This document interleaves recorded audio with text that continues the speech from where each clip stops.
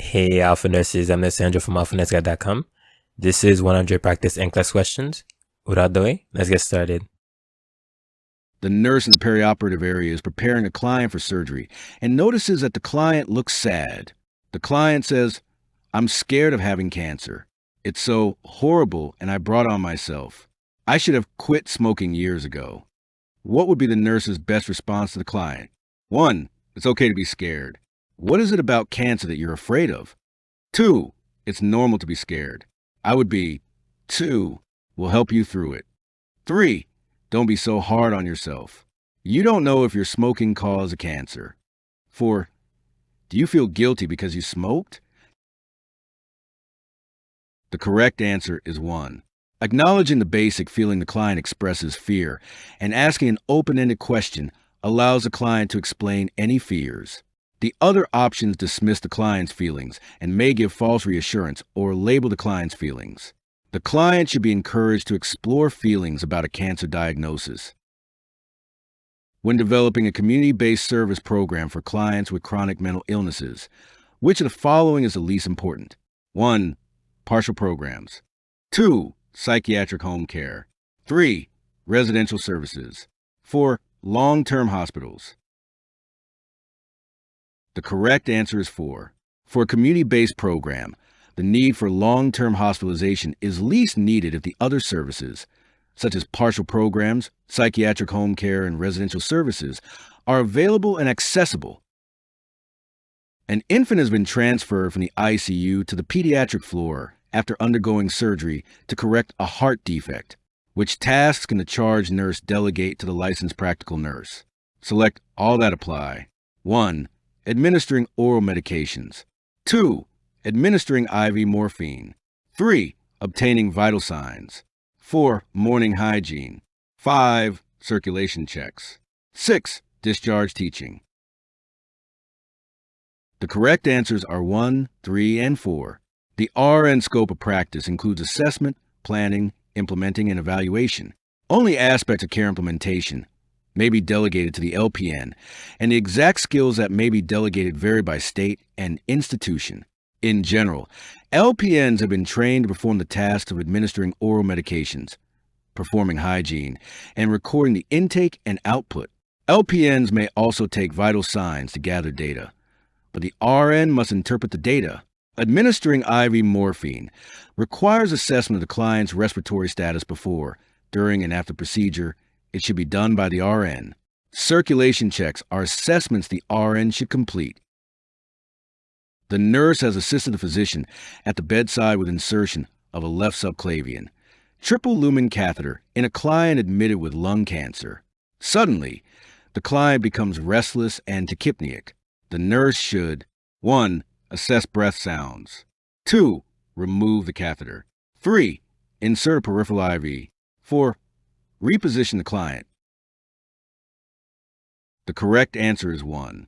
The nurse should first assess for bilateral breath sounds since a complication of central line insertion is a pneumothorax, which would cause an increase in respiratory rate and drop in oxygen, causing irritability.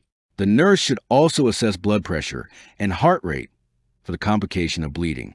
A chest X-ray will be performed to determine correct placement and complications. A central line was most likely placed because peripheral IV access was not available or adequate for the client. Repositioning may be considered after assessments are done. A client is being discharged before complete stabilization of symptoms. When developing a discharge plan for this client, the nurse should ensure that the client will have 1. More medical consultations after discharge. 2. Monthly outpatient visits. 3.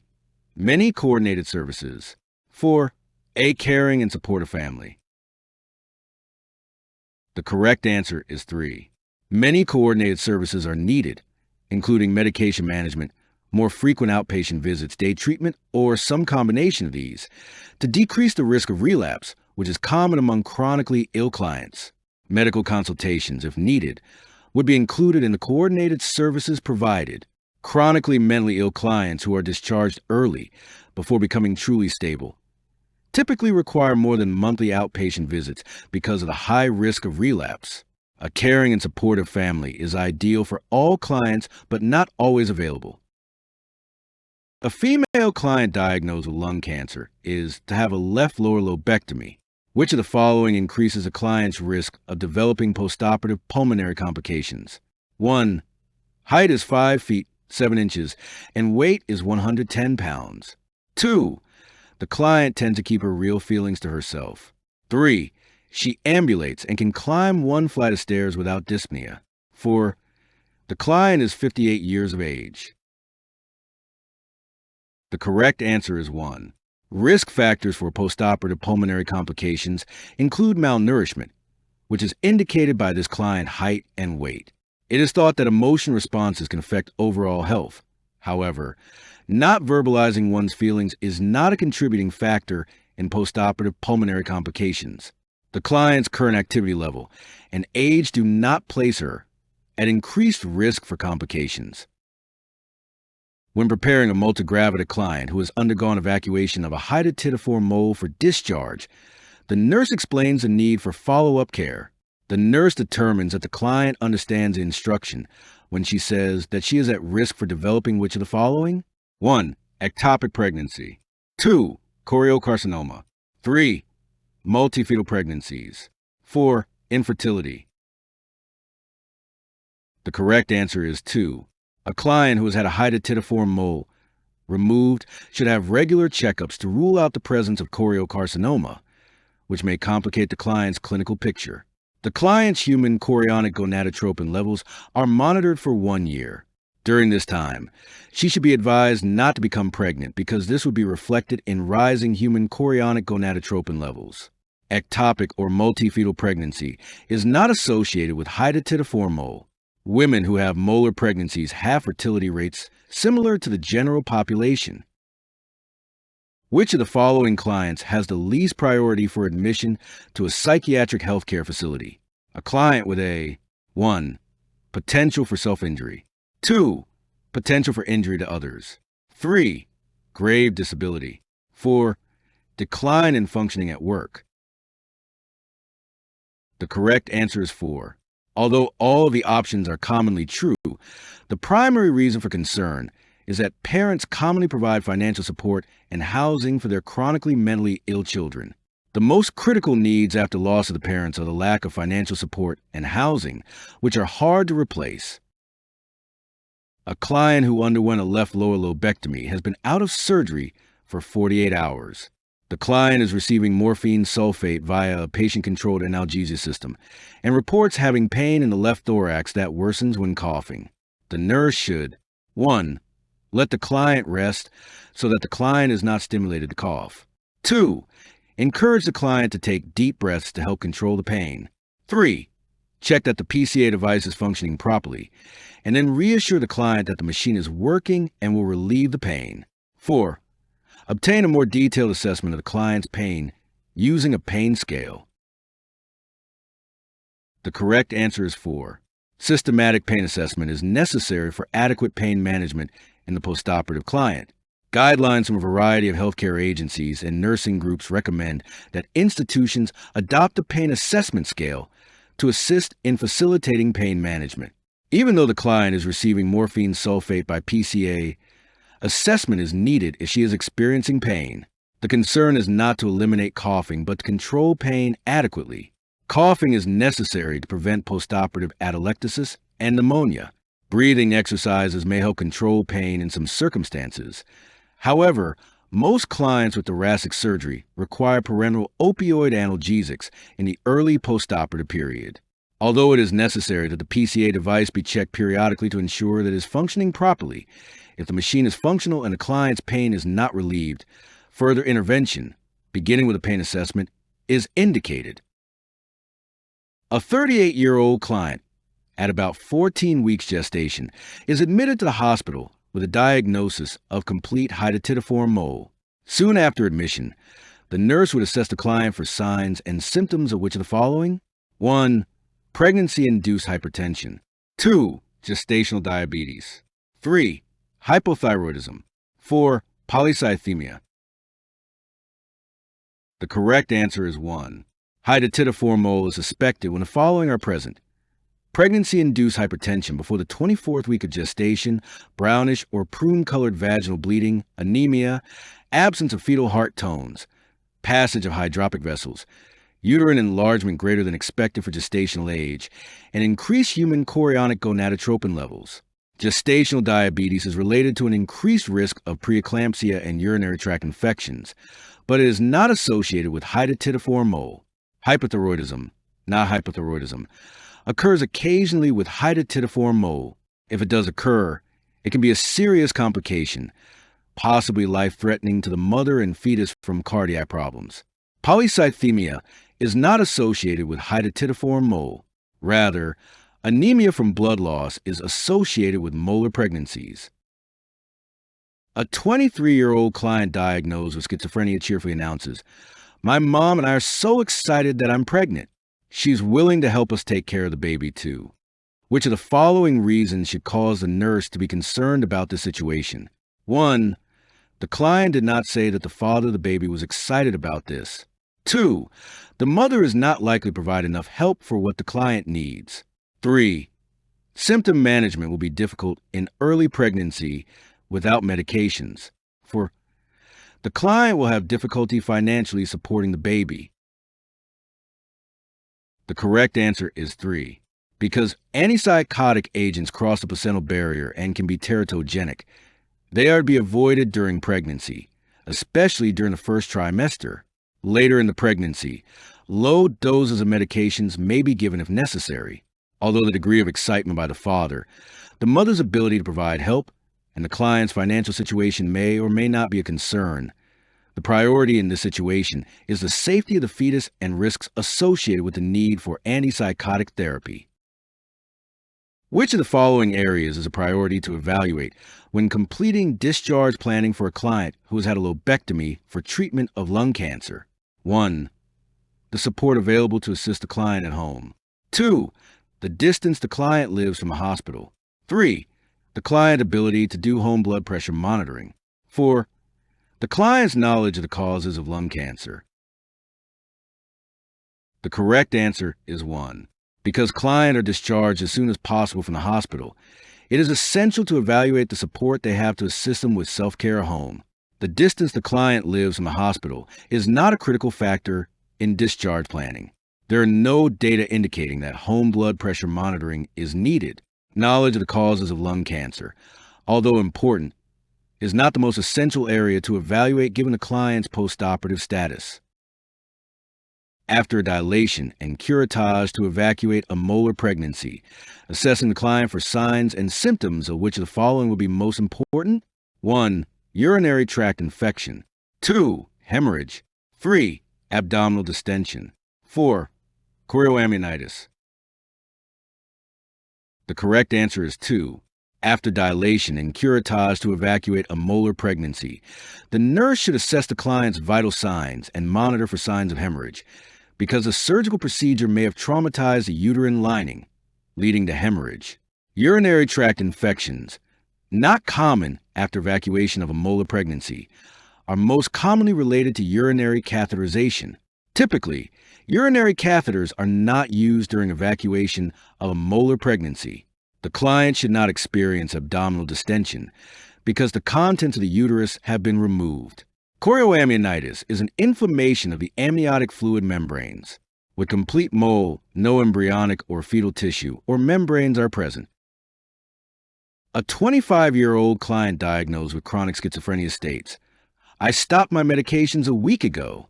I was just tired of not being able to drink with my friends. Besides, I feel fine without them." Which of the following responses by the nurse is most appropriate? 1. It's important for you to go back on your medicines. 2.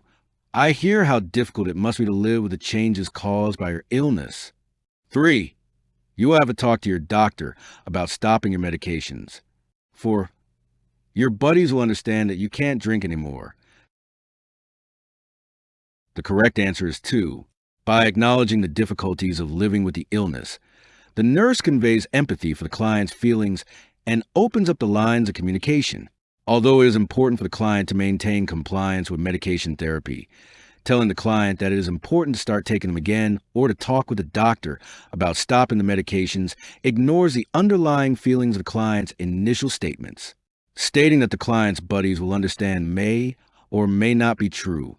Additionally, this statement ignores the underlying feelings. Which of the following would be a significant intervention to help prevent lung cancer? 1. Encourage cigarette smokers to have yearly chest radiographs. 2. Instruct people about techniques for smoking cessation. 3. Recommend that people have their houses and apartments checked for asbestos leakage. 4. Encourage people to install central air filters in their homes. The correct answer is 2. Epidermoid cancer involving the larger bronchi is almost entirely associated with heavy cigarette smoking. The American and Canadian Cancer Societies report that smoking is responsible for more than 80% of lung cancers in men and women. The prevalence of lung cancer is related to the duration and intensity of the smoking. So nurses can best prevent lung cancer by persuading clients to stop smoking. Chest radiographs aid in detection of lung cancer. They do not prevent it. Exposure to asbestos has been implicated as a risk factor for lung cancer, but cigarette smoking is the major risk factor. There are no data to support the use of home air filters in the prevention of lung cancer. A client at 15 weeks gestation is admitted with dark brown vaginal bleeding and continuous nausea and vomiting. Her blood pressure is 142/98 and fundal height is 19 centimeters. The nurse should prepare to do which of the following? 1. Transfer the client to the antenatal unit. 2. Keep the client NPO for 24 hours. 3. Administer magnesium sulfate. 4. Obtain an ultrasound. The correct answer is 4. The nurse should prepare the client for an ultrasound to determine the cause of the symptoms. Elevated blood pressure at this point in the pregnancy could indicate chronic hypertension, as well as hydatidiform mole. The fundal height of 19 centimeters is higher than is typically found at 15 weeks gestation and is indicative of a molar pregnancy. The dark brown vaginal bleeding in isolation could indicate an abortion, but when placed in context of the other symptoms, is likely related to a hydatidiform mole. The continuous nausea and vomiting is abnormal at this point in the pregnancy and can be a result of high levels of progesterone from a molar pregnancy. There is no fetus involved. The blood pressure elevation and continuous nausea and vomiting will resolve with evacuation of the mole, negating the need for magnesium sulfate therapy and placing the client on NPO status.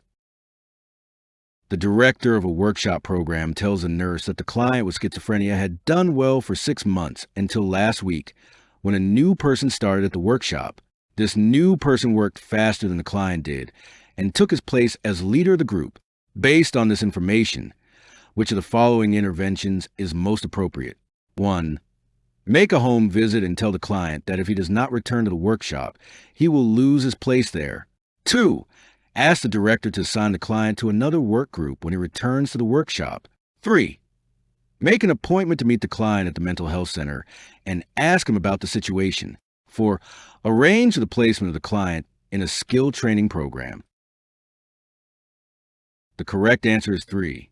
The most therapeutic action at this time is for the nurse to make an appointment with the client at the mental health center to explore his feelings and behavior. Doing so acknowledges the client's importance and makes him a partner in resolving the problem. The nurse needs to determine what is going on in the situation first, and then plan accordingly. Threatening the client with loss of position, asking for a new assignment for the client, or arranging for the placement of the client in a skill training program is inappropriate and premature.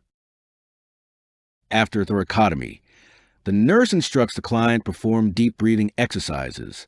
Which of the following is an expected outcome of these exercises? 1. Deep breathing elevates the diaphragm, which enlarges the thorax and increases the lung surface available for gas exchange. 2. Deep breathing increases blood flow to the lungs to allow them to recover from the trauma of surgery. 3. Deep breathing controls the rate of air flow to the remaining lobe so that it will not become hyperinflated. 4. Deep breathing expands the alveoli and increases the lung surface available for ventilation. The correct answer is 4. Deep breathing helps prevent microatelectasis and pneumonitis, and also helps force air and fluid out of pleural space into the chest tubes. More than half of the ventilatory process is accomplished by the rise and fall of the diaphragm. The diaphragm is the major muscle of respiration. Deep breathing causes it to descend, not elevate, thereby increasing the ventilating surface. Deep breathing increases blood flow to the lungs. However, the primary reason for deep breathing is to expand alveoli and prevent atelectasis. The remaining lobe naturally hyperinflates to fill the space created by the resected lobe. This is an expected phenomenon. The primary healthcare provider prescribes 1,000 milliliters of Ringer's lactate intravenously over an 8-hour period for a 29-year-old prima gravida client at 16 weeks gestation with hyperemesis. The drip factor is 12 drops per milliliter. The nurse should administer the IV infusion at how many drops per minute? Blank drops per minute. The correct answer is 25 drops per minute. The formula is set up as 12 drops over 1 milliliter times 1,000 milliliter over 8 hours times 1 hour over 60 minutes. You multiply everything and you get 12,000 over 480. You divide 12,000 by 480 and you get 25 drops per minute. A nurse is teaching the families of clients with chronic mental illnesses about causes of relapse and rehospitalization. What should the nurse include as the primary cause? 1. Loss of family support. 2. Noncompliance with medications. 3. Sudden changes in medications. 4. Non-attendance at treatment programs.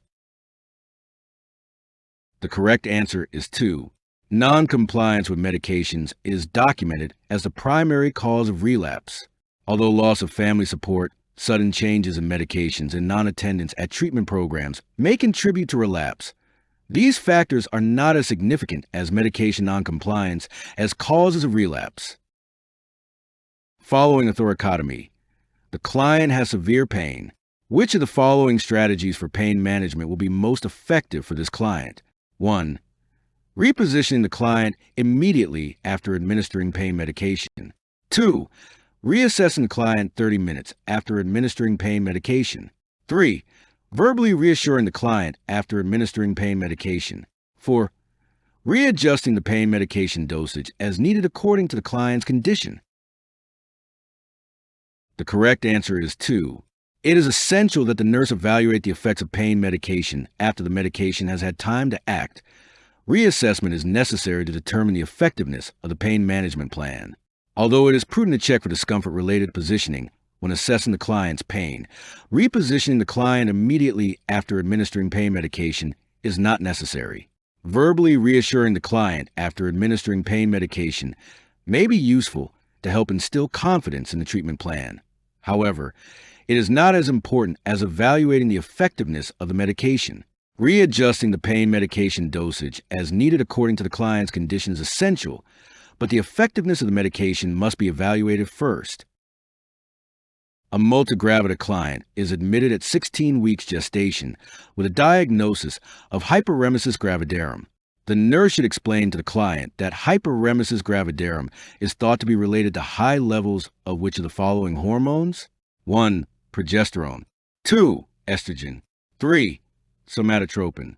4. Aldosterone. The correct answer is 2. Although the cause of hyperemesis is still unclear, it is thought to be related to high estrogen and human chorionic gonadotropin levels or to trophoblastic activity or gonadotropin production. Hyperemesis is also associated with infectious conditions such as hepatitis or encephalitis, intestinal obstruction, peptic ulcer, and hydatidiform mole. Progesterone is a relaxant used during pregnancy and would not stimulate vomiting.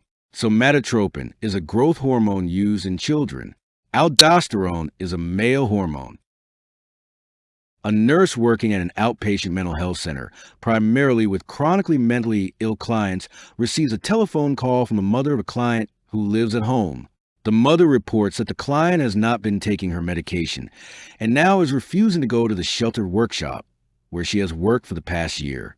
What should the nurse do first? 1. Call the director of the workshop for information about the client. 2. Reserve an inpatient bed in preparation for the client's admission. 3. Ask to speak to the client directly on the phone. 4. Make an appointment for the client to see the doctor. The correct answer is 3. The first thing that the nurse should do is to speak with the client on the phone and question her about perceptions or reasons that are interfering with her going to the sheltered workshop. This conveys that the nurse is interested and willing to help the client. The nurse should call the director of the workshop for information only if the nurse receives the client's permission. Making preparations for the client's admission is inappropriate and would not be done until the client's needs have been assessed and it is determined that the client requires hospitalization. Making an appointment with the doctor is inappropriate until the nurse has assessed the client's needs. While assessing a thoracotomy incisional area from which a chest tube exits, the nurse feels a crackling sensation under the fingertips along the entire incision. Which of the following should be the nurse's first action? 1. Lower the head of the bed and call the physician. 2. Prepare an aspiration tray. 3. Mark the area with a skin pencil at the outer periphery of the crackling. 4. Turn off the suction of the chest drainage system. The correct answer is 3. This crackling sensation is subcutaneous emphysema. Subcutaneous emphysema is not an unusual finding and is not dangerous if confined, and the nurse should mark the area to detect if the area is expanding. Progression can be serious, especially if the neck is involved. A tracheotomy may be needed at that point. If emphysema progresses noticeably in 1 hour, the physician should be notified. Lowering the head of the bed will not arrest the progress or provide any further information. A tracheotomy tray would be useful if subcutaneous emphysema progresses to the neck. Subcutaneous emphysema may progress if the chest drainage system does not adequately remove air and fluid. Therefore, the system should not be turned off. A multigravida client thought to be at 14 weeks gestation reports that she is experiencing such severe morning sickness that she has not been able to keep anything down for a week. The nurse should assess for signs and symptoms of which of the following? 1. Hypercalcemia. 2. Hypobilirubinemia. 3. Hypokalemia. 4. Hyperglycemia. The correct answer is 3. Gastrointestinal secretion losses from excessive vomiting, diarrhea, and excessive perspiration can result in hypokalemia, hyponatremia, decreased chloride levels, metabolic alkalosis, and eventual acidosis if precautionary measures are not taken. Ketones may be present in the urine. Dehydration can lead to poor maternal and fetal outcomes. Persistent vomiting can lead to hypocalcemia, not hypercalcemia. Hyperbilirubinemia, not hypobilirubinemia, is typical in clients with hyperemesis. Persistent vomiting may affect liver function and subsequently the excretion of bilirubin from the body. Hypoglycemia, not hyperglycemia, may occur as a result of decreased intake of food and fluids, decreased metabolism of nutrients, and excessive vomiting. The nurse is planning care for a group of clients who are chronically mentally ill. Which of the following strategies is likely to be the least beneficial for the client population? 1. Teaching independent living skills. 2. Assisting clients with living arrangements. 3. Helping clients in insight-oriented therapy. 4. Linking clients with community resources. The correct answer is 3. Insight-oriented therapy is less beneficial for this client population. The nurse's role in a psychosocial rehabilitation program involves teaching the client to live independently by using interpersonal skills and community resources. When teaching a client to deep breathe effectively after a lobectomy, the nurse should instruct the client to do which of the following? 1. Contract the abdominal muscles. Take a slow, deep breath through the nose and hold it for 3 to 5 seconds, then exhale. 2. Contract the abdominal muscles. Take a deep breath through the mouth and exhale slowly as if trying to blow out a candle. 3. Relax the abdominal muscles. Take a slow, deep breath through the nose and hold it for 3 to 5 seconds. 4. Relax the abdominal muscles. Take a deep breath through the mouth and exhale slowly over 10 seconds. The correct answer is 1. The recommended procedure for teaching clients post-operatively to deep breathe includes contracting the abdominal muscles and taking a slow, deep breath through the nose. This breath is held 3 to 5 seconds. which facilitates alveolar ventilation by improving the inspiratory phase of ventilation. Exhaling slowly as if trying to blow out a candle is a technique used in pursed lip breathing to facilitate exhalation in clients with chronic obstructive pulmonary disease. It is recommended that the abdominal muscles be contracted, not relaxed, to promote deep breathing. The client should breathe through the nose. After instruction of a prima gravida client at 8 weeks gestation about measures to overcome early morning nausea and vomiting, which of the following client statements indicates the need for additional teaching? 1. I'll eat dry crackers or toast before rising in the morning. 2. I'll drink adequate fluids separate from my meals or snacks. 3. I'll eat 2 large meals daily with frequent protein snacks. 4. I'll snack on a small amount of carbohydrates throughout the day. The correct answer is 3. The client needs further instructions when she says she should eat 2 meals a day with frequent protein snacks to decrease nausea and vomiting. The client should eat more frequent, smaller meals with frequent carbohydrate snacks to decrease nausea and vomiting. Eating dry crackers or toast before arising, consuming fluids separately from meals, and avoiding greasy or spicy foods may also help to decrease nausea and vomiting. When working with clients who are experiencing chronic mental illnesses, which of the following should the nurse expect to be generally the least necessary for this client population? 1. Community-based treatment programs. 2. Psychosocial rehabilitation. 3. Employment opportunities. 4. Custodial care in long-term hospitals. The correct answer is 4. During necessary periods of hospitalization, active treatment, rather than custodial care, is needed. Among the more common needs of the chronically mentally ill are community-based treatment programs, psychosocial rehabilitation programs, and employment opportunities. Which of the following rehabilitative measures should the nurse teach the client who has undergone chest surgery to prevent shoulder ankylosis? 1. Turn from side to side. 2. Raise and lower the head. 3. Raise the arm on the affected side over the head. 4. Flex and extend the elbow on the affected side. The correct answer is 3. A client who has undergone chest surgery should be taught to raise the arm on the affected side over the head to help prevent shoulder ankylosis. This exercise helps restore normal shoulder movement, prevents stiffening of the shoulder joint, and improves muscle tone and power. Turning from side to side, raising and lowering the head, and flexing and extending the elbow on the affected side do not exercise the shoulder joint. The nurse is preparing to administer furosemide, Lasix, to a 3-year-old with a heart defect. The nurse verifies the child's identity by checking the armband and 1. Asking the child to state her name. 2. Checking the room number. 3. Asking the child to tell her birth date. 4. Asking the parent the child's name. The correct answer is 4.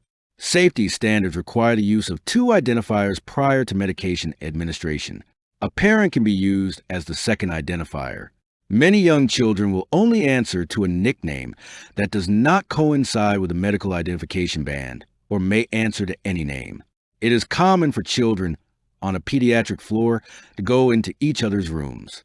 A small child may not know their birth date.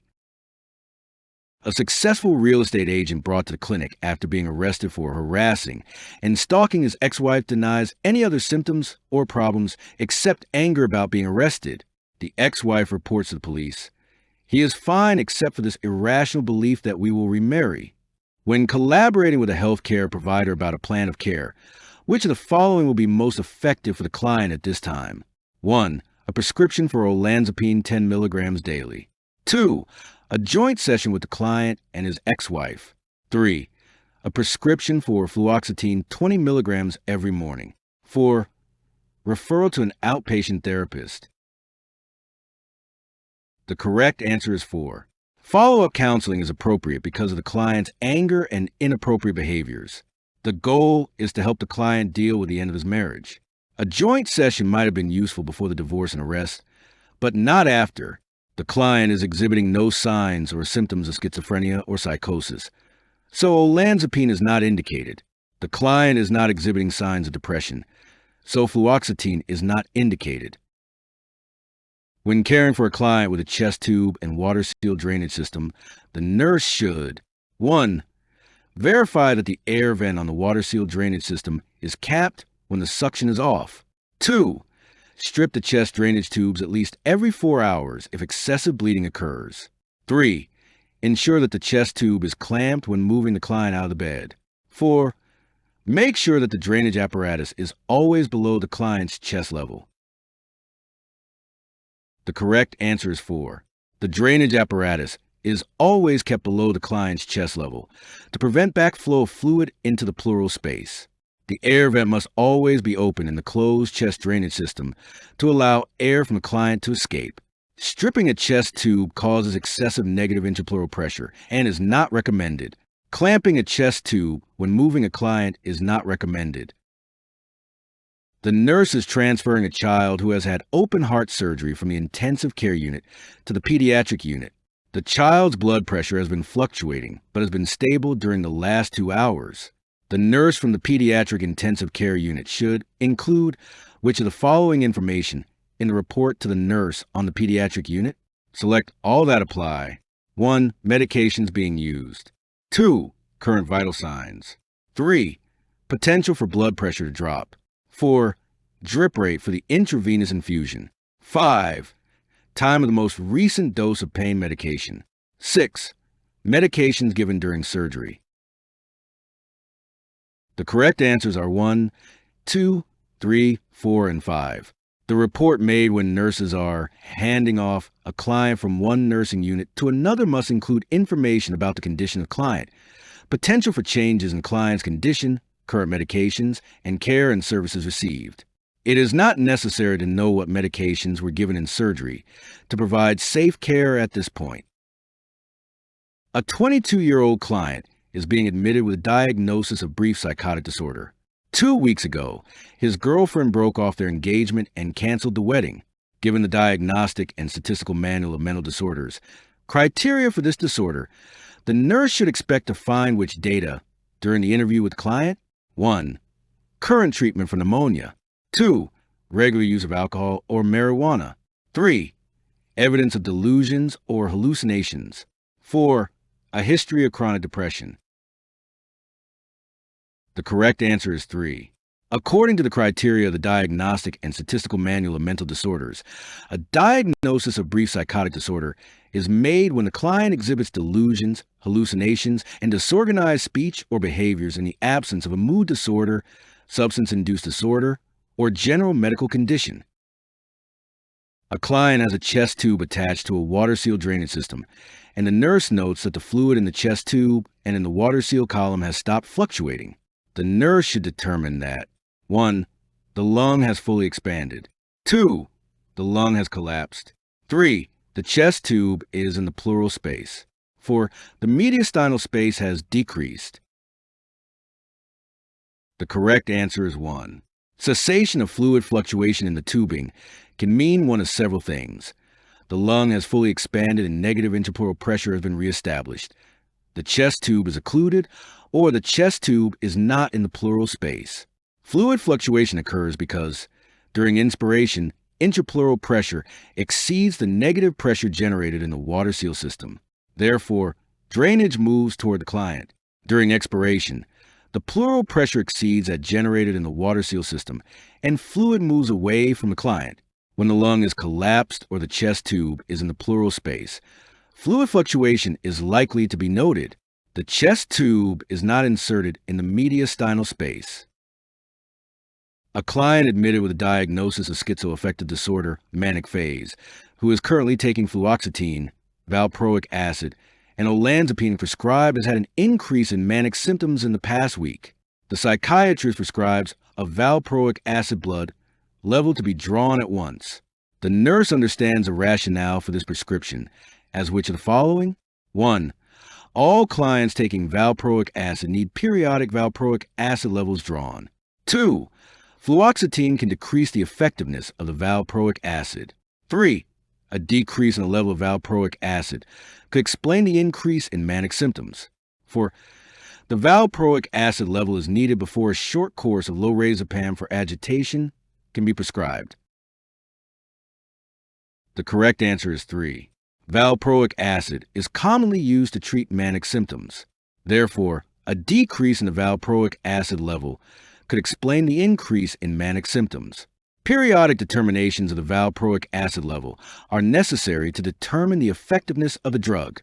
However, the stat nature of the specimen to be drawn indicates an immediate problem. Fluoxetine is not known to decrease the effectiveness of valproic acid. The valproic acid level is not needed before beginning a short course of therapy with lorazepam. The nurse observes a constant gentle bubbling in the water seal column of a water seal chest drainage system. The nurse should 1. Continue monitoring as usual. This is expected. 2. Check the connectors between the chest and drainage tubes and where the drainage tube enters the collection bottle. 3. Decrease the suction to negative 15 centimeters H2O and continue observing the system for changes in bubbling during the next several hours. 4. Drain half of the water from the water seal chamber. The correct answer is 2. There should never be constant bubbling in the water seal bottle. Normally, the bubbling is intermittent. Constant bubbling in the water seal bottle indicates an air leak, which means that less negative pressure is being exerted on the pleural space. Decreasing the suction or draining part of the water in the water seal chamber will not reduce the leak. During a home visit, the nurse discovers that the client is less verbal, less active, less responsive to directions, severely anxious, and more stuporous. The nurse interprets these findings to indicate that the client needs which of the following? 1. A sleep aid. 2. A clinic appointment. 3. An increase in medication. 4. Immediate medical evaluation. The correct answer is 4. The client is exhibiting symptoms of becoming catatonic and unable to care for himself and needs immediate evaluation and possible hospitalization. A sleep aid is not sufficient to treat this client. The client's worsening condition dictates action without waiting for a clinic appointment. An increase in medication may be indicated, but hospitalization is required first for safety. A client who underwent a lobectomy and has a water seal chest drainage system is breathing with a little more effort and at a faster rate than 1 hour ago. The client's pulse rate is also increased. The nurse should 1. Check the tubing to ensure that the client is not lying on it or kinking it. 2. Increase the suction. 3. Lower the drainage bottles 2 to 3 feet below the level of the client's chest. 4. Ensure that the chest tube has 2 clamps on it to prevent air leaks. The correct answer is 1.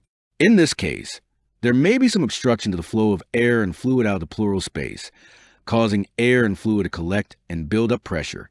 This prevents the remaining lung from re-expanding and can cause a mediastinal shift to the opposite side. The nurse's first response is to assess the tubing for kinks or obstruction. Increasing the suction is not done without a physician's prescription. The normal position of the drainage bottles is 2 to 3 feet below chest level.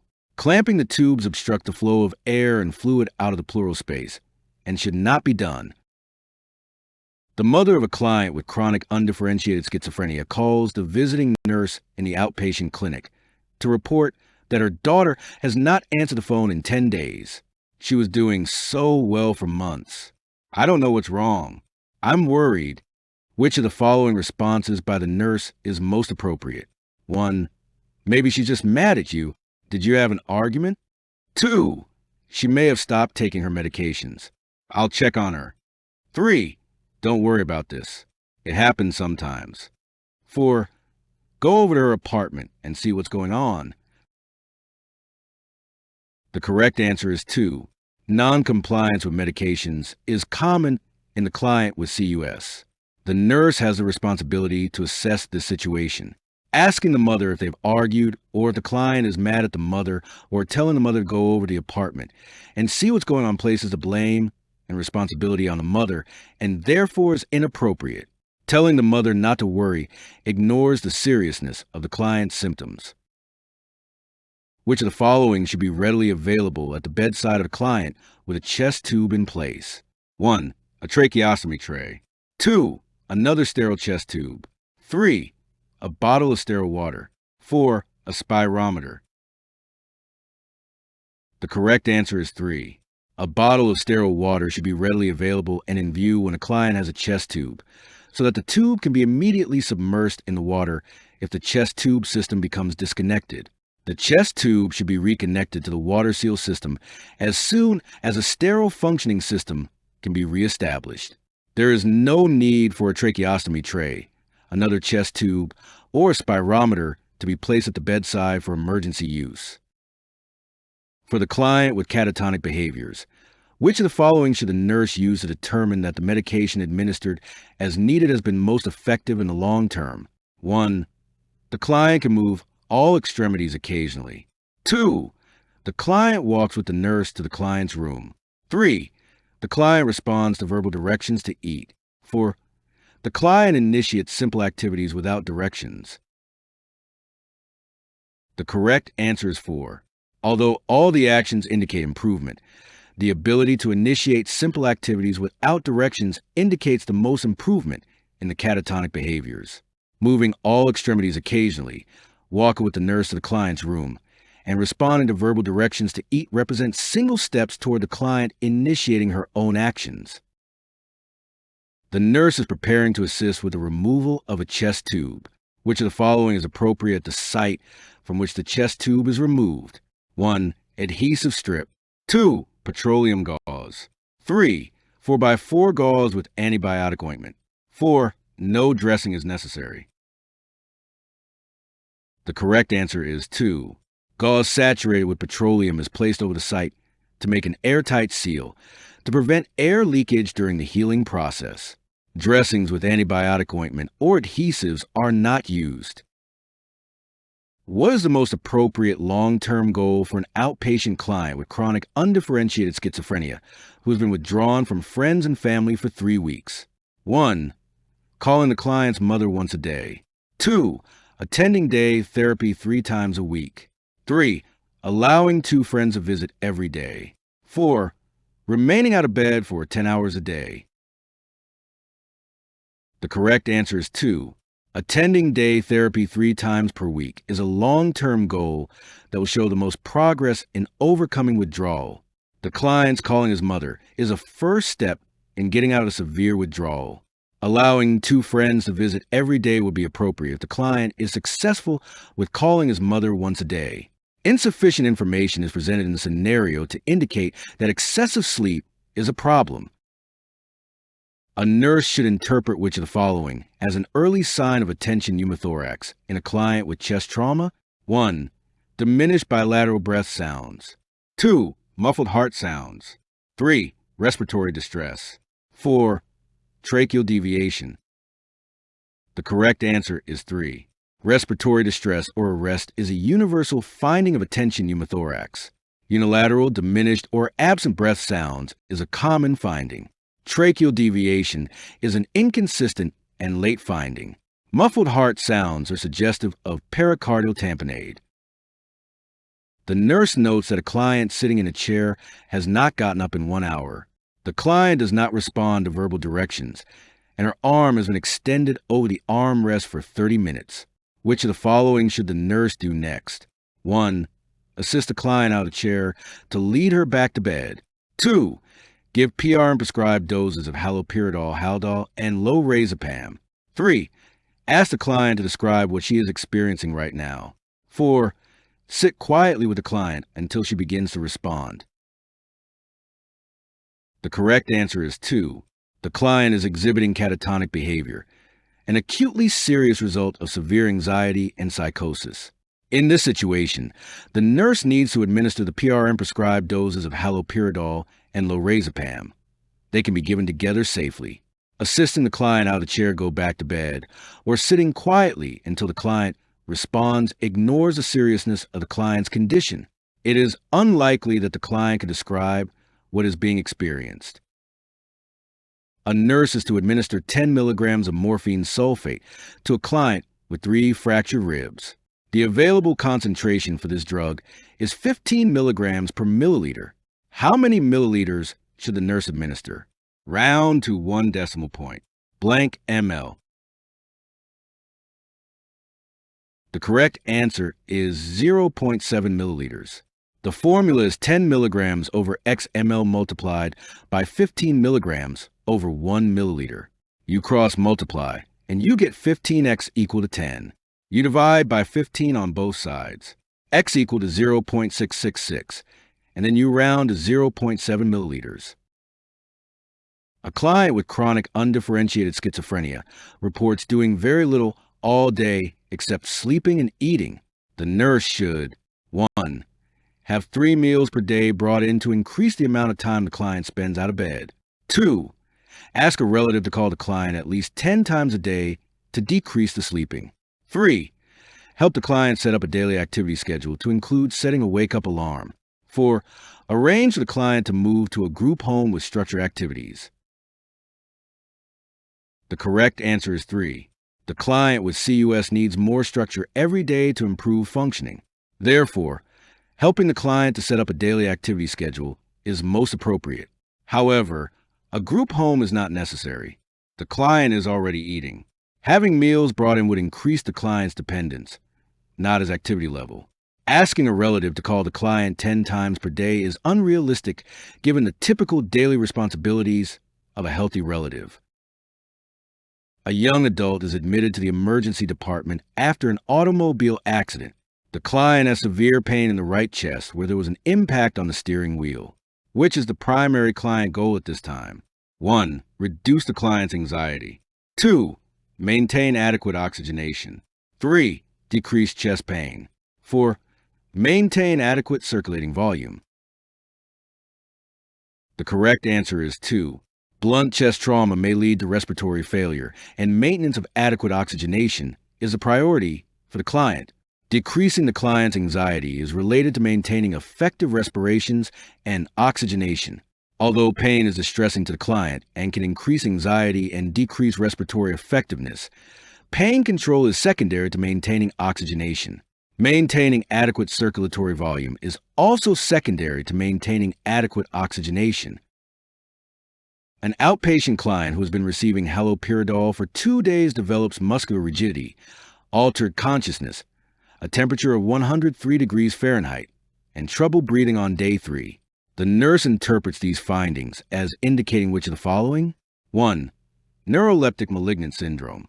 2. Tardive dyskinesia. 3. Extrapyramidal adverse effects. 4. Drug-induced Parkinsonism. The correct answer is 1. The client is exhibiting hallmark signs and symptoms of life-threatening neuroleptic malignant syndrome induced by the haloperidol.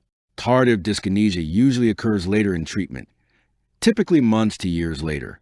Extrapyramidal adverse effects and drug-induced Parkinsonism, although common, are not life-threatening. A client with rib fractures and a pneumothorax has a chest tube inserted that is connected to a water-sealed chest tube drainage system. The nurse notes that the fluid in the water seal column is fluctuating with each breath that the client takes. What is the significance of this fluctuation? 1. An obstruction is present in the chest tube. 2. The client is developing subcutaneous emphysema. 3. The chest tube system is functioning properly. 4. There's a leak in the chest tube system. The correct answer is 3. Fluctuation of fluid in the water seal column with respirations indicates that the system is functioning properly. If an obstruction were present in the chest tube, fluid fluctuation would be absent. Subcutaneous emphysema occurs when air pockets can be palpated beneath the client's skin around the chest tube insertion site. A leak in the system is indicated when continuous bubbling occurs in the water seal column. A newly admitted client with an acute exacerbation of psychotic symptoms of chronic undifferentiated schizophrenia is having trouble deciding whether to live in a group home or a supervised apartment. When caring for this client, which of the following activities is most appropriate for the nurse to ask the client to do initially? 1. List the pros and cons of each housing option. 2. Choose between apple and orange juice for breakfast. 3. Identify why the client cannot live in an unsupervised apartment. 4. Decide which staff member the client would like to have today. The correct answer is 2. The client is in an acute psychotic state and cannot process complex decisions or explain complex situations. Therefore, the nurse would focus on decision making involving simple choices, listing the pros and cons of each housing option, and identifying why the client cannot live in an unsupervised apartment involve complex decision-making skills. Deciding which staff member to have today is a difficult and threatening decision for a client who is psychotic. A client who is recovering from chest trauma is to be discharged home with a chest tube drainage system intact. The nurse should instruct the client to call the physician for which of the following? 1. Respiratory rate greater than 16 breaths per minute. 2. Continuous bubbling in the water-sealed chamber. 3. Fluid in the chest tube. 4. Fluctuation of fluid in the water-sealed chamber. The correct answer is 2. Continuous bubbling in the water-sealed chamber indicates a leak in the system, and the client needs to be instructed to notify the physician if continuous bubbling occurs. A respiratory rate of more than 16 breaths per minute may not be unusual and does not necessarily mean that the client should notify the physician. Fluid in the chest tube is expected, as is fluctuation of the fluid in the water-sealed chamber. A client diagnosed with undifferentiated schizophrenia is being discharged on aripiprazole 5 milligrams every night. When developing the teaching plan about the most common adverse effects, which of the following should the nurse include? Select all that apply. 1. Headaches that will subside in a few weeks. 2. Transient mild anxiety. 3. Insomnia. 4. Torticollis. 5. Pill rolling movements. The correct answers are 1, 2, and 3.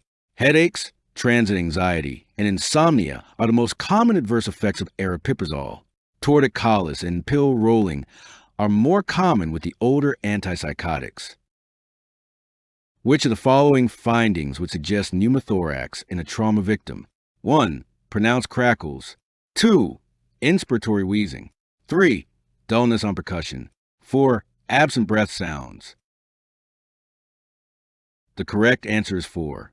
Pneumothorax means that the lung has collapsed and is not functioning. The nurse will hear no sounds of air movement on auscultation. Movement of air through mucus produces crackles. Wheezing occurs when airways become obstructed. Dullness on percussion indicates increased density of lung tissue, usually caused by accumulation of fluid. The plan of care for an outpatient client with chronic undifferentiated schizophrenia includes risperidone therapy. The nurse prepares to administer this drug based on the understanding of which of the following? 1. The positive symptoms of CUS are usually more prominent than the negative symptoms. 2. Agranulocytosis is less of a risk with risperidone therapy than with clozapine. 3. Traditional antipsychotics help with negative symptoms, but not as well as Risperdal does. 4. Risperidone is less expensive than traditional antipsychotics. The correct answer is 2. With CUS, negative symptoms are more prominent. Therefore, risperidone is given to help control negative symptoms. Negative symptoms do not respond to traditional antipsychotics, such as Haldol or Thorazine. Agranulocytosis is commonly associated with clozapine.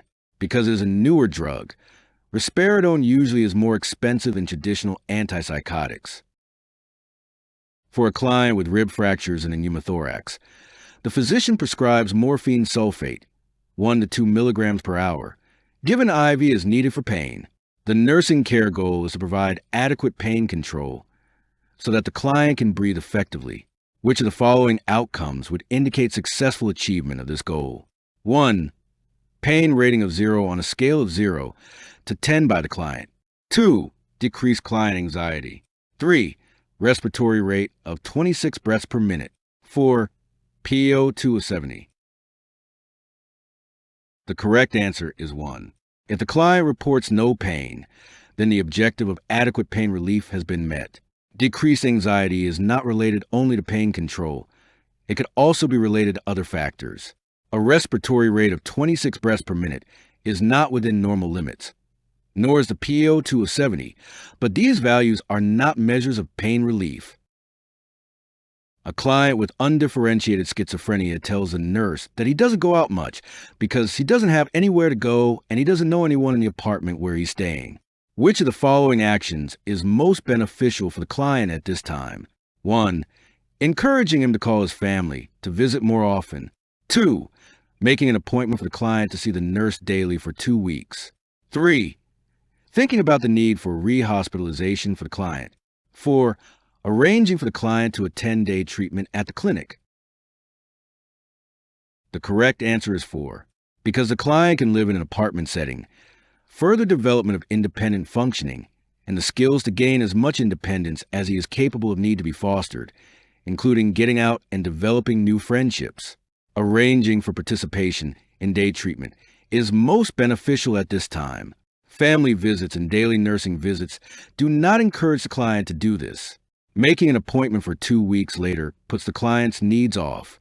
Lack of social relationships is not a sufficient reason for rehospitalization. A client undergoes surgery to repair lung injuries. Postoperative prescriptions include the transfusion of 1 unit of packed red blood cells at a rate of 60 milliliters per hour. How long will this transfusion take to infuse? 1. 2 hours. 2. 4 hours. 3. 6 hours. 4. 8 hours. The correct answer is 2. 1 unit of packed red blood cells is about 250 milliliters. If the blood is delivered at a rate of 60 milliliters per hour, it will take about 4 hours to infuse the entire unit. The transfusion of a single unit of packed red blood cells should not exceed 4 hours to prevent the growth of bacteria and minimize the risk of septicemia. Which action by the nurse is likely to increase the anxiety and suspiciousness of a client who is delusional? 1. Informing the client of schedule changes. 2. Whispering with others where the client can observe. 3. Telling the client gently that the nurse does not share the client's view. 4. Inviting the client to join in leisure activities. The correct answer is 2. Whispering and laughing with another person where the client can see or observe a nurse, but not hear the conversation, increases the client's anxiety and suspiciousness. Therefore, this action should be avoided. Informing the client of schedule changes. Telling the client gently that the nurse does not share the client's interpretation of an event, and inviting the client to participate in leisure activities help the client to decrease anxiety and suspiciousness and to focus on actual or realistic events. The primary reason for infusing blood at a rate of 60 milliliters per hour is to help prevent which of the following complications? 1. Emboli formation. 2. Fluid volume overload. 3. Red blood cell hemolysis. 4. Allergic reaction. The correct answer is 2.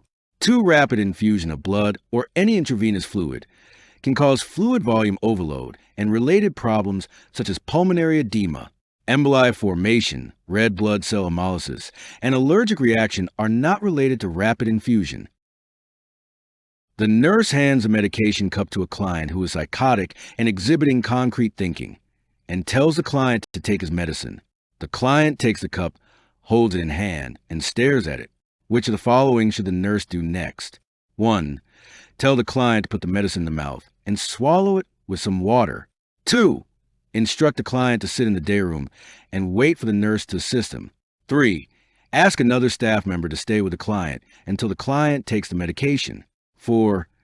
Say nothing and wait for client to put the medication in the mouth and swallow it. The correct answer is 1. The nurse instructs the client clearly and directly to put the medication in the mouth and then to swallow it with some water. Clear, step-by-step directions assist the client to process what the nurse is saying. Telling the client to sit in the day room and wait. Asking another staff member to stay with the client, or saying nothing is not helpful. A client has been in an automobile accident, and the nurse is assessing the client for possible pneumothorax. The nurse should assess the client for 1. Sudden sharp chest pain. 2. Wheezing breath sounds over affected side. 3. Hemoptysis. 4. Cyanosis. The correct answer is 1. Pneumothorax signs and symptoms include sudden sharp chest pain, tachypnea, and tachycardia. Other signs and symptoms include diminished or absent breath sounds over the affected lung, anxiety, and restlessness. Breath sounds are diminished or absent over the affected side. Hemoptysis and cyanosis are not typically present with a moderate pneumothorax. The client with an Axis 1 diagnosis of schizophrenia, undifferentiated type, is acutely psychotic and exhibits religious delusions and hallucinations, loose associations, and concrete thinking. When the nurse offers a client her medication, the client states, "I don't need that. God will heal me." The nurse should respond to the client by saying, 1. God helps those who help themselves. 2. God wants you to take your medicine. 3. God is important in your life, but the medicine will help you too. 4. This medicine will help clear your thoughts and decrease anxiety. The correct answer is 3.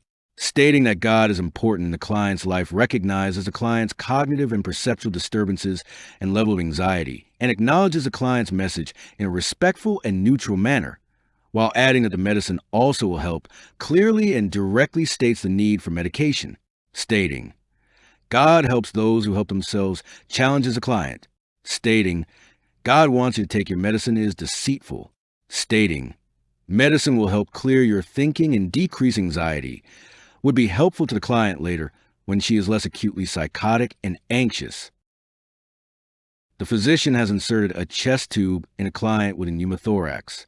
The nurse should evaluate the effectiveness of the chest tube. 1. For administration of oxygen. 2.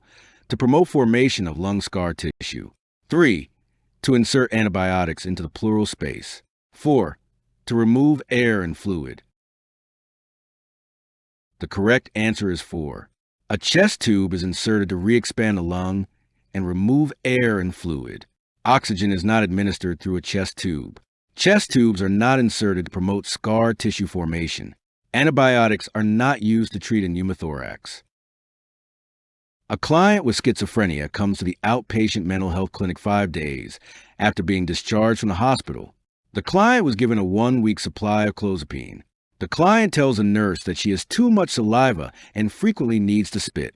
The nurse interprets the client's statement as indicating which of the following? 1. Delusion, requiring further assessment. 2. Unusual reaction to clozapine. 3. Expected adverse effect of clozapine. 4. Unresolved symptom of schizophrenia. The correct answer is 3. Sialorrhea, excessive salivation, is commonly associated with clozapine therapy. The client can use a washcloth to wipe the saliva instead of spitting. It is an expected adverse effect of the drug, not a delusion, an unusual reaction, or an unresolved symptom of schizophrenia. A client is undergoing a thoracentesis. The nurse should monitor the client during and immediately after the procedure for which of the following? Select all that apply. 1. Pneumothorax. 2. Subcutaneous emphysema. 3. Tension pneumothorax. 4. Pulmonary edema. 5. Infection. The correct answers are 1, 2, 3, 4. Following a thoracentesis, the nurse should assess the client for possible complications of procedure such as pneumothorax, tension pneumothorax, and subcutaneous emphysema, which can occur because of the needle entering the chest cavity. Pulmonary edema could occur if a large volume was aspirated, causing a significant mediastinal shift. Although infection is a possible complication, signs of infection will not be evident immediately after the procedure. A 77-year-old client is brought to the emergency department by her son. The client has severe headache and lack of sleep because I'm so worried about everything. Her son says that she has heart failure and chronic schizophrenia. In addition to all of her heart medicines, she is on aripiprazole, which was increased to 30 milligrams by her family doctor 3 days ago. In addition to documenting all of the client's medications and exact dosages, the nurse should particularly investigate which of the following? Select all that apply. 1. The qualifications of the client's primary care provider. 2. The client's symptoms of schizophrenia. 3. The dose of aripiprazole. 4. The client's symptoms of heart failure. 5. The client's relationship with her son. The correct answers are 2, 3, 4. The client's symptoms are likely to be adverse effect of aripiprazole, especially at the reported dose. The normal adult dose is 5 to 10 milligrams. The elderly client commonly needs a lower dose compared with other adults. The anxiety and sleep disturbance could be symptoms of schizophrenia or medication adverse effects. A holistic approach would include assessing the client's heart failure. Questioning the qualifications of the family doctor is unproductive. There are no indications of problems in the client's relationship with her son. When assessing a client with chest trauma, the nurse notes that the client is taking small breaths at first, then bigger breaths, then a couple of small breaths, then 10 to 20 seconds of no breaths. The nurse should chart the breathing pattern as 1. Cheyne-Stokes respiration. 2. Hyperventilation. 3. Obstructive sleep apnea. 4. Biot's respiration. The correct answer is 1. Cheyne-Stokes respiration is defined as a regular cycle that starts with normal breaths, which increase and then decrease, followed by a period of apnea.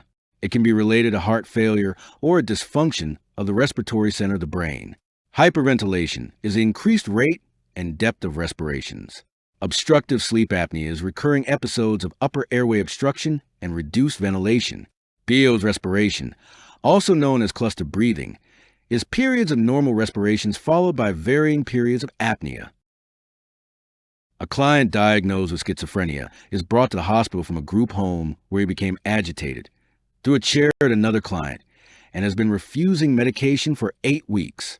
The client exhibits a flat affect, is not caring for his hygiene, and has become increasingly withdrawn and asocial. The primary healthcare provider prescribes treatment with risperidone to improve the client's negative and positive symptoms of schizophrenia. When evaluating the drug's effectiveness on the client's negative symptoms, the nurse should expect improvement in which the following: 1. Apathy, affect social isolation. 2. Agitation, delusions, hallucinations. 3. Hostility, ideas of reference, tangential speech. 4. Aggression, bizarre behavior, illusions. The correct answer is 1. When determining the effectiveness of risperidone, the nurse would expect improvement in the client's negative symptoms of apathy, flat affect, and social withdrawal. Delusions, hallucinations, illusions, and ideas of reference are positive symptoms of schizophrenia. Agitation, hostility, and aggression are the result of the positive symptoms. A 15-year-old has been admitted to the hospital with the diagnosis of acute lymphocytic leukemia. Which of the following signs and symptoms require the most immediate nursing intervention?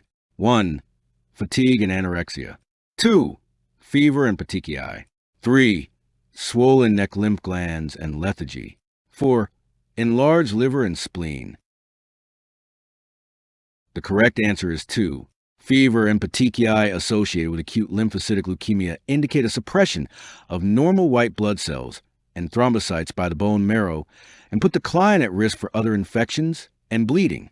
The nurse should initiate infection control and safety precautions to reduce these risks. Fatigue is a common symptom of leukemia due to red blood cell suppression. Although the client should be told about the need for rest and meal planning, such teaching is not the priority intervention. Swollen glands and lethargy may be uncomfortable, but they do not require immediate intervention. An enlarged liver and spleen do require safety precautions that prevent injury to the abdomen. However, these precautions are not the priority. As the nurse enters a room of a newly admitted prima gravida client diagnosed with severe preeclampsia, the client begins to experience a seizure. The nurse should do which in order of priority from first to last. 1. Call for immediate assistance. 2. Turn the client to her side. 3. Assess for ruptured membranes. 4. Maintain airway. The correct order is 1, 3, 2, and 4.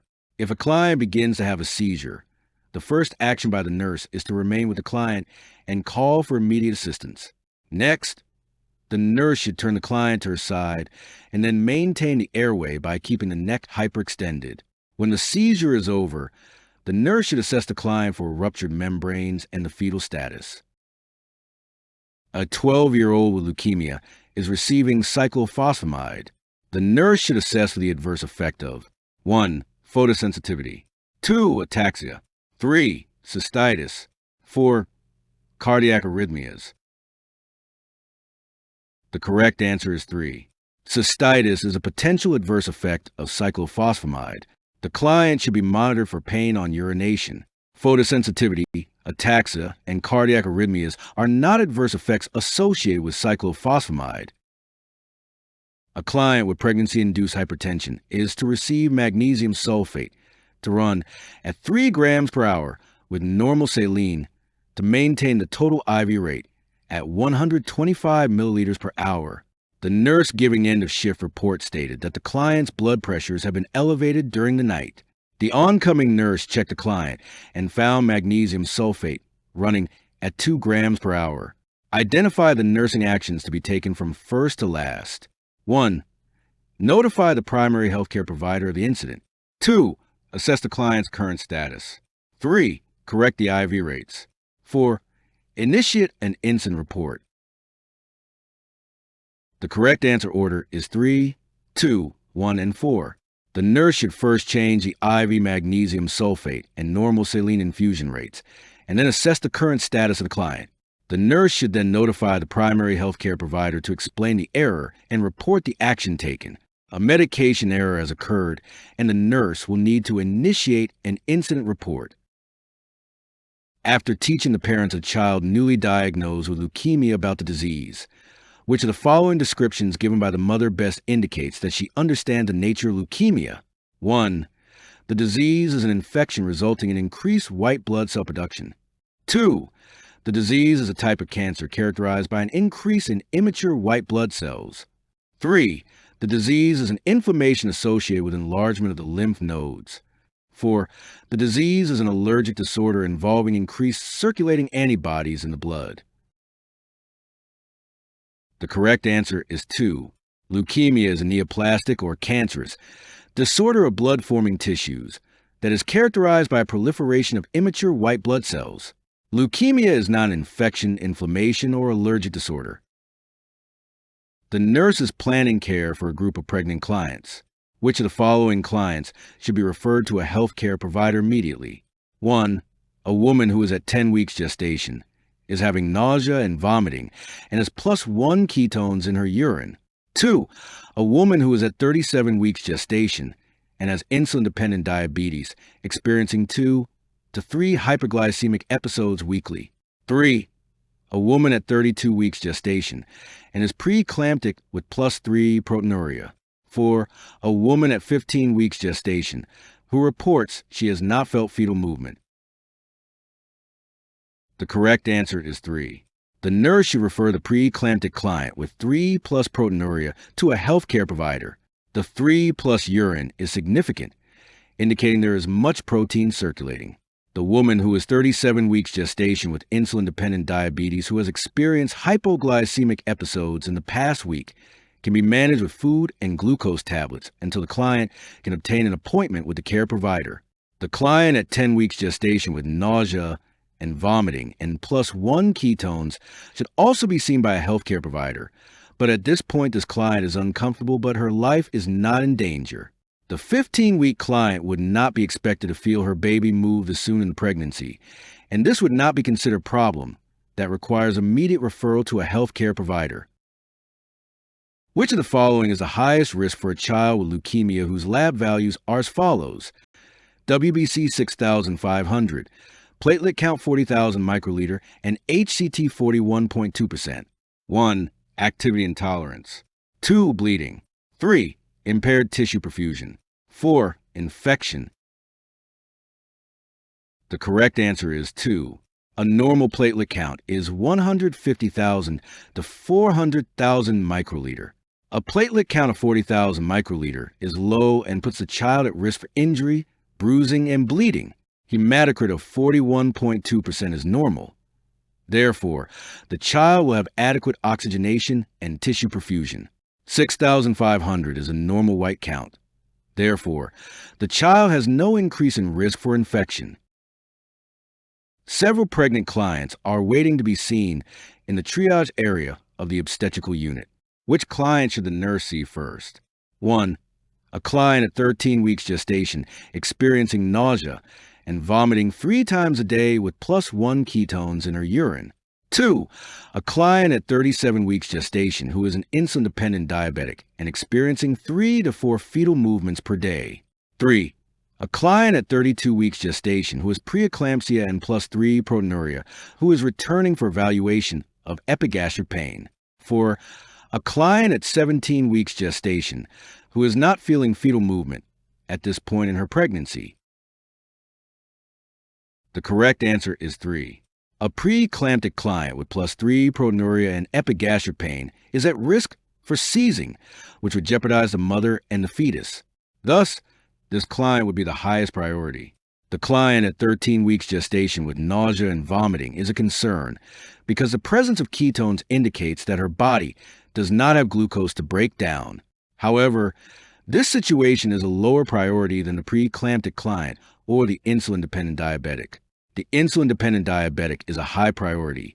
However, fetal movement indicates that the fetus is alive but may be ill. As few as 4 fetal movements in 12 hours can be considered normal. The client may need additional testing to further evaluate fetal well-being. The client who is at 17 weeks gestation may be too early in her pregnancy to experience fetal movement and would be the last person to be seen. Which of the following statements should the nurse use to describe to the parents why their child with leukemia is at risk for infections? 1. Play activities are too strenuous. 2. Vitamin C intake is reduced over a period of time. 3. The number of red blood cells is inadequate for carrying oxygen. 4. Immature white blood cells are incapable of handling an infectious process. The correct answer is 4. In leukemia, the number of normal white blood cells that are capable of fighting an infection is decreased.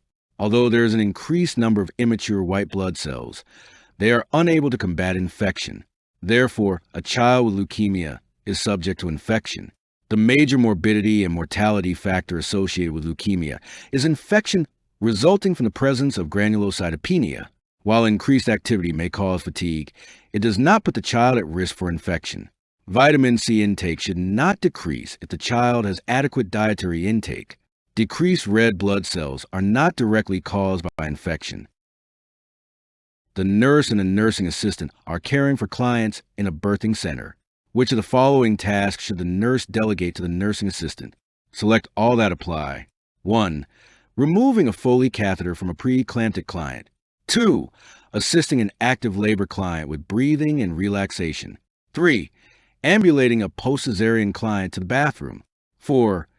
Calculating hourly IV totals for a preterm labor client. 5. Intake and output catheterization for culture and sensitivity. 6. Calling a report of normal findings to the healthcare provider. The correct answers are 2 and 3. The nursing assistant could assist the client with breathing and relaxation and ambulate the post-cesarean client to the bathroom. Removing a Foley catheter would also involve assessment of bladder status and totaling the intake and output and would be a nursing responsibility. Calculating the hourly IV totals for a preterm labor client would involve assessments that require nursing expertise. In and out catheterization, a sterile procedure, and calling reports to healthcare providers, which requires gathering and analysis of data, are responsibilities of the nurse. Which of the following beverages should the nurse plan to give a child with leukemia to relieve nausea? 1. Orange juice. 2. Weak tea. 3. Plain water. 4. A carbonated beverage. The correct answer is 4. Carbonated beverages ordinarily are the best tolerated when a child feels nauseated. Many children find cola drinks especially easy to tolerate, but non-cola beverages are also recommended. Orange juice usually is not tolerated well because of its high acid content. Tea may also be too acidic, and many children do not like tea. Water does not relieve nausea. A client at 4 weeks postpartum tells a nurse that she can't cope any longer and is overwhelmed by her newborn. The baby has old formula on her clothes and under her neck. The mother does not remember when she last bathed the baby and states she does not want to care for the infant. The nurse should encourage the client and her husband to call their healthcare provider because the mother should be evaluated further for 1. Postpartum blues. 2. Postpartum depression. 3. Poor bonding. 4. Anger management. The correct answer is 2. The client is experiencing and verbalizing signs of postpartum depression, which usually appears at about 4 weeks postpartum, but can occur at any time within the first year after birth. It is more severe and lasts longer than postpartum blues, also called baby blues. Baby blues are the mildest form of depression and are seen in the later part of the first week after birth. Symptoms usually disappear shortly. Depression may last several years and is disabling to the woman. Poor bonding may be seen at any time, but commonly becomes evident as the mother begins interacting with the infant shortly after birth. Which of the following medication prescriptions to help relieve discomfort in a child with leukemia should the nurse question? 1. Hydromorphone. 2. Acetaminophen with codeine. 3. Ibuprofen. 4. Acetaminophen with hydrocodone. The correct answer is 3. Ibuprofen prolongs bleeding time and is contraindicated in clients with leukemia. Non-narcotic drugs other than ibuprofen or aspirin, such as acetaminophen, may be prescribed to control pain and may be used in combination with codeine or hydrocodone if pain is more severe. Hydromorphone may also be used for severe pain. A woman who is Rh negative has given birth to an Rh positive infant. The nurse explains to the client that she will receive Rogum. The nurse determines that the client understands the purpose of Rogum when she states, 1. Rogum will protect my next baby if it is Rh negative. 2. Rogum will prevent antibody formation in my blood. 3. Rogum will be given to prevent German measles. 4. Rogum will be used to prevent bleeding in my newborn. The correct answer is 2. Rogum is given to new mothers who are Rh negative and not previously sensitized and who have given birth to an Rh positive infant. Rogum must be given within 72 hours of the birth of the infant because antibody formation begins at that time. The vaccine is used only when a mother has born an Rh positive infant, not an Rh negative infant. Rogum does not prevent German measles and is not given to a newborn.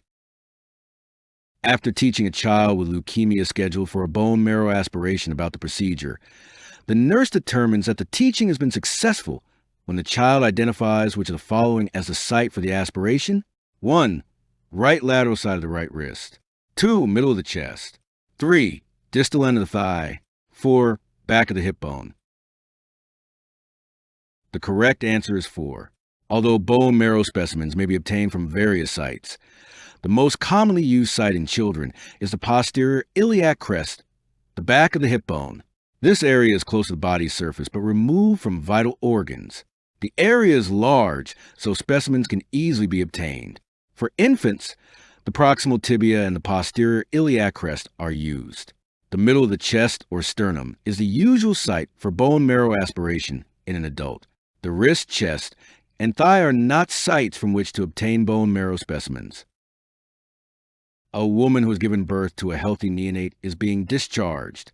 As part of discharge teaching, the nurse should instruct the client to observe vaginal discharge for a postpartum hemorrhage and notify the healthcare provider about 1. Bleeding that becomes lighter each day. 2. Clots the size of golf balls. 3. Saturating a pad in an hour. 4. Lochia that lasts longer than 1 week. The correct answer is 3. A postpartum client who saturates a pad in an hour or less at any time in the postpartum period is considered to be hemorrhaging. As a normal postpartum client heals, bleeding changes from red to pink to off-white. It also decreases in amount each day. Passing blood clots the size of a fist or larger is a reportable problem. Lochia varies in how long it lasts and is considered normal up to 6 weeks postpartum. The nurse and parents are planning for the discharge of a child with leukemia who is receiving dactinomycin and vincristine. The nurse should teach the parents to 1. Encourage increased fluid intake. 2. Keep the child out of the sun. 3. Monitor the child's heart rate. 4. Observe the child for drowsiness. The correct answer is 1. Dactinomycin and vincristine both cause nausea and vomiting. Oral fluids are encouraged, and antiemetics are given to prevent dehydration. Avoiding sun exposure is not necessary because photosensitivity is not associated with these drugs. heart rate changes, and drowsiness also are not associated with either of these two drugs. A client has just had a cesarean section for a prolapsed cord. In reviewing the client's history, which of the following factors places a client at risk for cord prolapse? Select all that apply. 1. -2 station. 2. Low birth weight infant. 3. Rupture of membranes. 4. Breech presentation. 5. Prior abortion. 6. Low-lying placenta. The correct answers are 1, 2, 3, and 4. Having the fetus at a negative station places the client at risk for a cord prolapse. With a negative station, there is room between the fetal head and the maternal pelvis for the cord to slip through. A small infant is more mobile within the uterus, and the cord can rest between the fetus and the inside of the uterus or below the fetal head. With a large infant, the head is usually in a vertex presentation and includes the lower portion of the uterus, preventing the cord from slipping by. When membranes rupture, the cord can be swept through with the amniotic fluid. In a breech presentation, the fetal head is in the fundus and smaller portions of the fetus settle into the lower portion of the uterus, allowing the cord to lie beside the fetus. Prior abortion and a low-lying placenta have no correlation to cord prolapse. After doing well for a period of time, a child with leukemia develops an overwhelming infection. The child's death is imminent. Which of the following statements offers the nurse the best guide in making plans to assist the parents in dealing with their child's imminent death? 1. Knowing that the prognosis is poor helps prepare relatives for the death of children. 2. Relatives are especially grieved when a child does well at first but then declines rapidly. 3. Trust in healthcare personnel is most often destroyed by a death that is considered untimely. 4. It is more difficult for relatives to accept the death of an older child than that of a toddler. The correct answer is 2. It has been found that parents are more grieved when optimism is followed by defeat. The nurse should recognize this when planning various ways to help the parents of a dying child. It is not necessarily true that knowing about a poor prognosis for years helps prepare parents for a child's death. Death is still a shock when it occurs. Trust in healthcare personnel is not necessarily destroyed when a death is untimely if the family views the personnel as having done all that was possible. It is not more difficult for parents to accept the death of an older child than that of a younger child. A laboring client at -2 station has a spontaneous rupture of the membranes, and a cord immediately protrudes from the vagina. The nurse should first: 1. Place gentle pressure upward on the fetal head. 2. Place the cord back into the vagina to keep it moist. 3. Begin oxygen by face mask at 8 to 10 liters per minute. 4. Turn the client on her left side.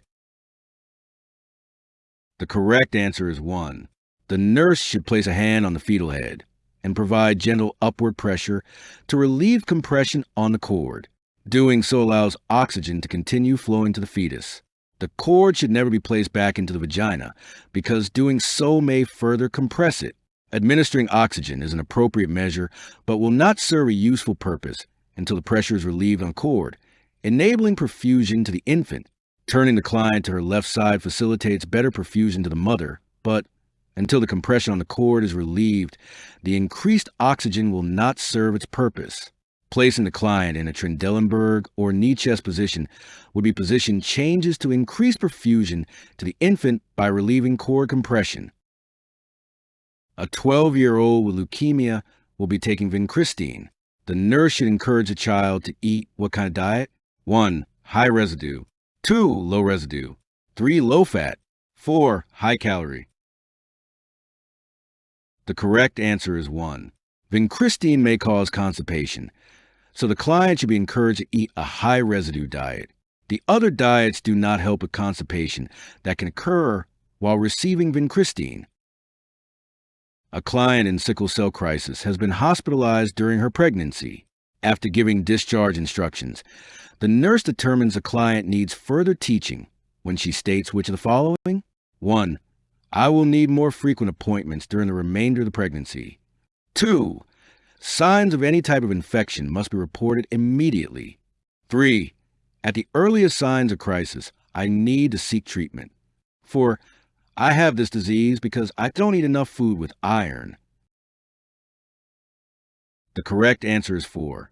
Sickle cell disease is an autosomal recessive disorder requiring both parents to have a sickle cell trait to pass the disease to a child. Deoxygenated hemoglobin cells assume a sickle shape and obstruct tissues. Tissue obstruction causes hypoxia to the area and results in pain, called sickle cell crisis. This type of anemia is an inherited disorder. It is not caused by lack of iron in the diet. Self-monitoring for any type of infections or sickle cell crisis, and increased frequency of antenatal care visits are part of the teaching plan of care. A 10-year-old with leukemia is taking immunosuppressive drugs. To maintain health, the nurse should instruct the child and parents to 1. Continue with immunizations. 2. Not receive any live attenuated vaccines. 3. Receive vitamin and mineral supplements. 4. Stay away from peers. The correct answer is 2. Children who are immunosuppressed should not receive any live attenuated vaccines. Clients who are immunosuppressed and are given live attenuated vaccines, such as measles, mumps, rubella, and oral polio vaccine, can develop severe forms of diseases for which they're being immunized, which can result in death.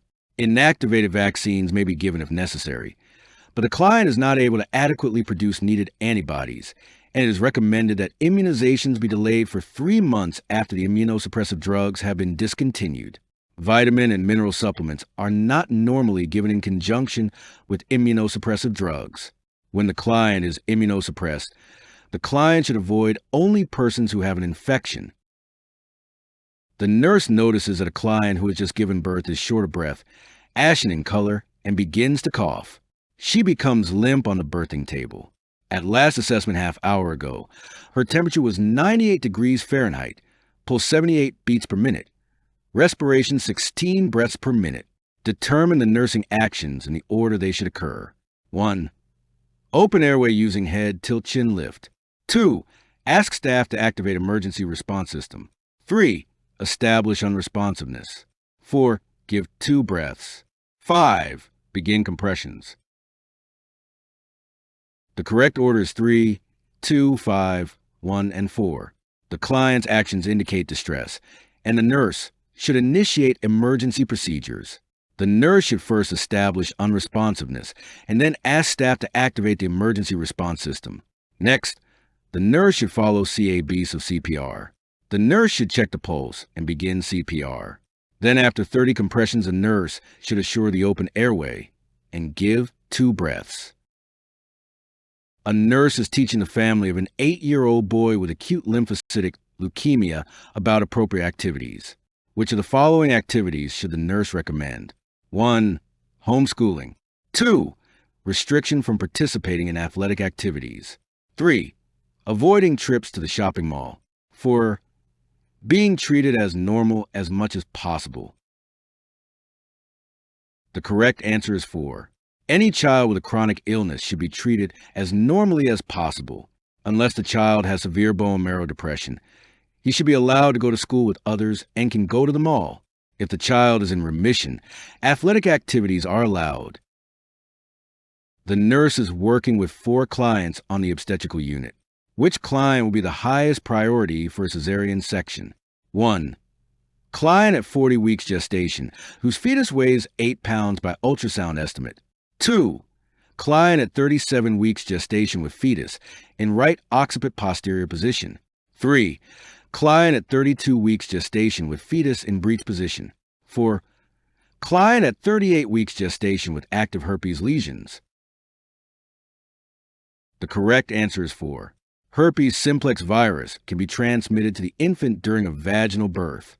The neonatal effects of herpes are severe enough that a cesarean birth is warranted if active lesions, primary or secondary, are present. A client with a primary infection during pregnancy sheds the virus for up to 3 months after the lesion has healed. The client carrying an infant weighing 8 pounds will be given a trial of labor before cesarean. The client with a fetus in the right occiput posterior position will have a slow labor with increased back pain, but can give birth vaginally. The fetus in the breech position still has many weeks to change positions before being at term. At 7 months gestation, the breech position is not a concern. A transfusion of packed red blood cells has been prescribed for a 1-year-old with sickle cell anemia. The infant has a 25-gauge IV infusing dextrose with sodium and potassium. Using the situation, background, assessment, recommendation method of communication, the nurse contacts the primary healthcare provider and recommends 1. Starting a second IV with a 22-gauge catheter to infuse normal saline with the blood. 2. Using the existing IV, but changing the fluids to normal saline for the transfusion. 3. Replacing the IV with a 22-gauge catheter to infuse the prescribed fluids. 4. Starting a second IV with a 25-gauge catheter to infuse normal saline with the transfusion. The correct answer is 2. The best evidence indicates that a catheter as small as 27 gauge may safely be used for transfusion in children, but blood must be infused with normal saline, not dextrose. A 1-year-old should be able to maintain their blood glucose for the 2-hour duration of the infusion without the need for a second IV. After suction and evacuation of a complete hydatidiform mole, the 28-year-old multigravida client asked the nurse when she can become pregnant again. The nurse would advise the client not to become pregnant again for at least which of the following time spans? 1. 6 months. 2. 12 months. 3. 18 months. 4. 24 months. The correct answer is 2. A client who has experienced a molar pregnancy is at risk for development of choriocarcinoma and requires close monitoring of human chorionic gonadotropin levels. Pregnancy would interfere with monitoring these levels. High HCG titers are common for up to 7 weeks after the evacuation of the mole, but then these levels gradually begin to decline. Clients should have a pelvic examination and a blood test for HCG titers every month for 6 months, and then every 2 months for 1 year. Gradually declining HCG levels suggest no complications. Increasing levels are indicative of a malignancy and should be treated with methotrexate. If after 1 year the HCG levels are negative, the client is theoretically free of the risk of a malignancy developing and could plan another pregnancy. The nurse is assisting with conscious sedation for a 6-year-old undergoing a bone marrow biopsy. The nurse's most important responsibility during the procedure is to 1. Administer the topical anesthetic. 2. Keep the parents informed. 3. Monitor the client. 4. Record the procedure. The correct answer is 3. During conscious sedation, the client may lose protective reflexes, and adequate respiratory and cardiac function may be impaired. At every procedure, there must be one healthcare professional whose sole responsibility is to monitor the client. Topical agents must be given in advance of the procedure to be effective during the procedure. The nurse would not leave the child to speak with parents, while the procedure will be documented according to the facility's protocols. Proper monitoring of the client is the intervention most associated with reducing risks. You can get my NCLEX review bundle. Links will be in the description. I'll see you guys in the next video.